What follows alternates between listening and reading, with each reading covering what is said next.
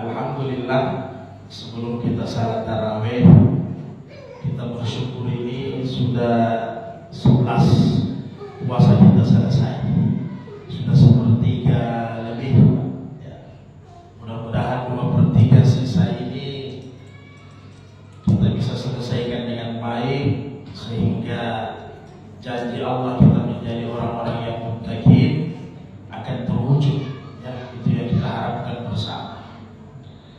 Saudaraku sekalian yang berbahagia, satu kisah dari sahabat Nabi di zaman Rasulullah Sallallahu Alaihi Wasallam bertepatan di bulan suci Ramadan, ketika zakat sudah masuk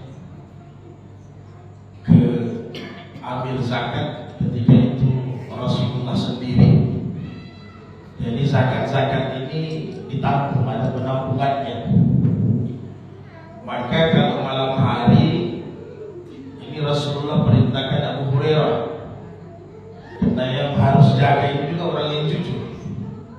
Diperintahkanlah sahabat Abu Hurairah radhiyallahu anhu, yang notabene Abu Hurairah ini hidup bersama Nabi, salah satu dari ahli sufa yang hidup bersama Nabi, yang langsung kalau Nabi makan dia makan, kalau Nabi lapar berarti Abu Hurairah juga lapar. Dan Abu Hurairah ini sahabat Nabi yang paling banyak menghafal hadis, 5.000 lebih. Jadi andai kata Abu Hurairah ini tidak ada, susah juga kita dapat hadis-hadis hukum, hadis-hadis permasalahan dalam kehidupan, dari imaniyat, amaliyat, muamalat, hukum, semuanya. Jadi Rasulullah tugaskan Abu Hurairah, ente jaga dulu ini Baitul Mal ya, di malam supaya aman. Jadi ketika waktu tengah malam Abu Hurairah jaga, sementara beliau salat, tiba-tiba ada yang bongkar ini Baitul Mal, ada yang datang. Kalau bahasa kita sekarang ya mencuri lah, kira-kira begitu. Setelah itu Abu Hurairah sempat ditangkap lagi. Jadi karena sudah ditangkap, dia sampaikan kepada pencuri, kau akan kubawa ke hadapan Nabi. Jadi si yang mencuri ini dia membalaslah, sebenarnya saya tidak mencuri, saya dan keluarga ini lagi lapar. Jadi sudah tidak ada jalan lain kecuali saya datang ke Baitul Mal. Maka dilepaslah sama Abu Hurairah. Dilepas. Besok pagi Rasulullah bertanya, ini memang susah kalau kita hidup di zaman Nabi, karena biar tidak ada wujudnya Nabi bisa tahu. Jadi Abu Hurairah ditanya, Abu Hurairah, kenapa semalam? Kenapa kau lepas dia? Ya Rasul, dia ada ambil harta di Baitul Mal, saya tangkap, dia sampaikan dia dengan keluarganya lapar, sangat membutuhkan, jadi saya lepas. Jadi kata Nabi, orang itu bohong. Orang itu bohong.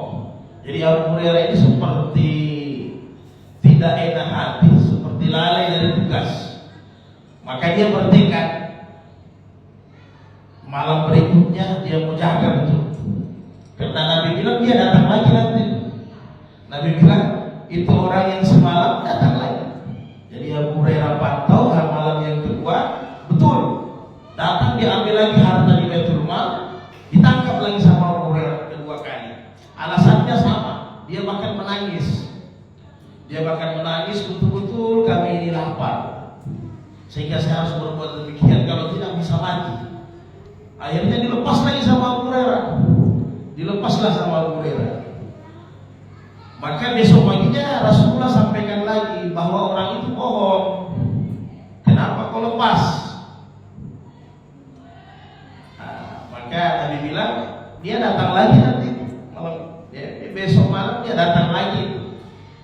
Maka betul orang ini datang, ditangkap sama Abu Hurairah. Ketiga malamnya dia datang, ditangkap sama Abu Hurairah. Kemudian ketika mau dibawa sama Nabi, dia sampaikan kepada Abu Hurairah, wahai sahabat Nabi, jangan bawa saya bersama Nabi. Saya sampaikan kau sesuatu yang sangat penting, sesuatu yang bagus. Jangan dulu bawa saya sama Nabi, katanya. Jadi Abu Hurairah katakan, sampaikan apa yang perlu kau sampaikan sama saya. Jadi kata orang tadi yang mencuri bahwa usahakan engkau Abu Hurairah sebelum tidur baca ayat kursi supaya Allah jaga engkau sampai pagi hari. Allah lindungi dari semua kejahatan manusia dan jin setan, begitu katanya. Jadi Abu Hurairah langsung ibah. Ya juga bagus nasihatnya ini orang. Pencuri tapi nasihatnya bagus. Pencuri nasihatnya bagus. Maka dilepas sama Abu Hurairah. Abu Hurairah langsung hilang ingatan karena dia nasihatnya bagus. Baca ayat kursi nanti Allah lindungi setiap malam mau tidur. Maka dilepas. Besok paginya ketemu lagi dengan Rasulullah. Rasul sampaikan, kau tahu yang kau lepas itu siapa? Apa yang dia sampaikan? Apa yang dia sampaikan lagi sama kau? Dia bilang, dia tidak bilang lagi lapar ya Rasul, tapi dia bilang siapa yang baca ayat kursi sebelum tidur Allah lindungi dia sampai pagi. Maka kata Rasulullah, apa yang dia sampaikan itu betul ayat kursi, tapi sesungguhnya dia bohong. Kau tahu siapa dia? Dia itu katanya setan, kata Nabi. Kata Rasulullah, dia itu setan. Jadi Bapak Ibu, pelajaran yang bisa kita ambil, inilah yang kata Nabi, wasul silat syayatin, ya kan begitu. Idza ja'a Ramadan, kalau datang bulan Ramadan, maka salah satunya keuntungan kita, setan itu dibelenggu, setan itu dirantai. Jadi menurut Ibnu Hajar Al-Asqalani dalam mensyarahkan hadis ini di Fathul Bari di Sahih Bukhari, bahwa sesungguhnya setan itu memang dibelenggu. Artinya ruang geraknya setan itu dibatasi sebenarnya. Dibatasi, sangat-sangat terbatas. Maka sebenarnya dengan dia dibelenggu di rantai, sebenarnya manusia ini tidak perlu tergoda dengan setan di bulan Ramadan. Aman dari gangguan setan. Ya kan begitu sebenarnya, kan logikanya begitu. Ya namanya dirantai dia tidak bisa kemana-mana. Tapi menurut para ulama yang lain, betul memang dia dibelenggu. Yang masalahnya adalah sudah selama 1 tahun, selama 11 bulan, manusia itu kenapa ada melakukan kejahatan? Karena dia sudah terkontaminasi dengan setan. Kalau bahasa kasarnya, dia sudah setan juga sebenarnya. Ya kan begitu. Ulama yang lain mengatakan dia sudah dikaderisasi, ditraining menjadi kadernya setan, sehingga setan biar santai-santai tidak ada masalah. So banyak anak buahnya ternyata adalah jin dan manusia. Maka ini satu contoh di zaman Nabi. Ini Abu Hurairah dengan Nabi ini luar biasa. Tapi di bulan Ramadan setan masih bisa datang mencuri itu harta zakat. Sebenarnya menurut para ulama, setan tidak butuh itu harta zakat. Untuk apa setan butuh? Dia gaib kan? Dia tidak butuh makan itu beras atau korma, syair, gandum, dia tidak butuh. Tapi setan ingin mengganggu konsentrasi Abu Hurairah karena dia diberikan amanah oleh baginda Rasulullah SAW. Begitulah kita keadaan hari ini. Jadi kalau didapat amanah, dapat jabatan, memang tidak ada amal kita bisa lari dari setan. Ya? Jadi kandati setan yang belenggu, dia wujud berbentuk manusia. Karena memang di zaman Nabi banyak, seperti Umar sempat dapat setan dalam bentuk dalam manusia, Umar tampar.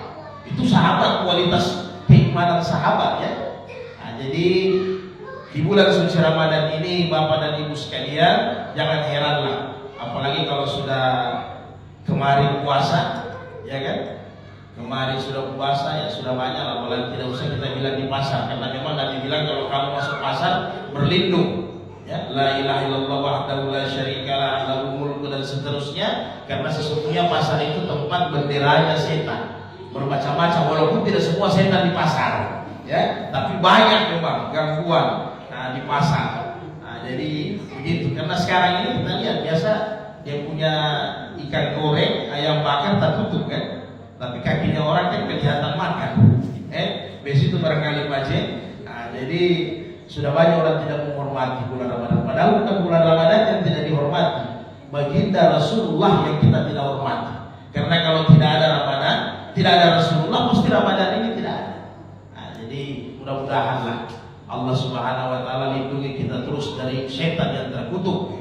Makanya setiap saat melakukan sesuatu, bada'al amal bismillah atau a'udzubillahi samil alim, a'udzubillahi minasyaitonir rajim, supaya kita terselamat daripada gangguan setan, jin dan pasukan-pasukannya. Khususnya di bulan suci Ramadan ini, mudah-mudahan Allah Subhanahu wa taala senantiasa lindungi kita, berikan kita keafiatan, kesehatan, semangat untuk senantiasa melakukan amal ibadah di bulan suci Ramadan. Karena puasa ini wujud tauhid uluhiyah kita kepada Allah. Seperti mana salat, seperti mana ibadah yang lain. Hanya bedanya ibadah puasa ini lebih khusus. Sehingga kata Nabi, alaikum bisyam, hendaknya kamu bersungguh-sungguh dalam puasa. Fa innaka la misla lahu. Karena ibadah puasa ini tidak ada samanya dengan ibadah yang lain. Kalau ibadah yang lain salat bisa riya, kalau sedekah bisa riya, bisa rusak kita punya tauhid, syirik kecil. Begitu juga ibadah yang lain bisa riya. Tapi kalau puasa terhindar kita daripada riya. Tidak ada orang bawa-bawa saya ini puasa kemudian dia mau riya, tidak mungkin. Karena dia sudah haus, sudah lapar, sudah nalenge semuanya, tidak mungkin dia mau riya. Jadi makanya Tuhan bilang, Allah bilang, ana ajzibihi, saya sendiri. Asya as-saumuli, puasa itu untuk saya, wa ana ajzibihi, saya sendiri yang kasih pahalanya. Karena apa? Memang ini ibadah puasa, beda ibadah lain. Kalau kita pergi umrah, pergi haji bisa riya ya. Orang haji, orang pulang umrah itu. Tapi kalau puasa tidak ada riyanya. Mudah-mudahan panjang umur semua, sehat selalu. Malam minggu. Subhanallah bihamdi, subhanallah bihamdika, asyhadu an la ilaha illa anta, astaghfiruka wa atubu ilaik. Assalamualaikum warahmatullahi wabarakatuh.